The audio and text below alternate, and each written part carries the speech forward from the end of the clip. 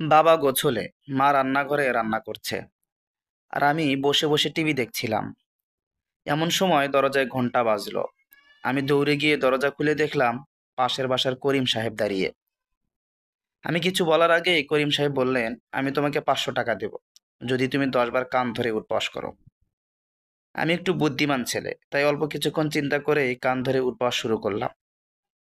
কথা ছিল প্রতিবার উঠবসে 50 টাকা দেবে, তাই আর আমি বেশি ভাবিনি। শেষ হতেই করিম সাহেব 500 টাকার নোট আমার হাতে ধরিয়ে দিয়ে চলে গেলেন। এর মধ্যেই বাবা বাথরুম থেকে বের হয়ে এসে জিজ্ঞেস করলো, কে ছিল রে দরজায়? আমি বললাম, পাশের বাসার করিম সাহেব বাবা। তারপর বাবা যা বলল ওইটা শুনে আমি পুরোই হতবাক হয়ে গেলাম। কথায় আছে না, অতি চালাকে গলায় দড়ি। বাবা বললেন, সে কি আমার 500 টাকা দিয়ে গেছে? তাহলে বলেন কেমনটা লাগে। এখান থেকে শিক্ষণীয় বিষয় হলো, আপনাদের ধার দেনার তথ্য পরিবার পরিজন থেকে গোপন করবেন না। এতে করে অনেক অনাকাঙ্ক্ষিত ঘটনা থেকে রক্ষা পাবেন।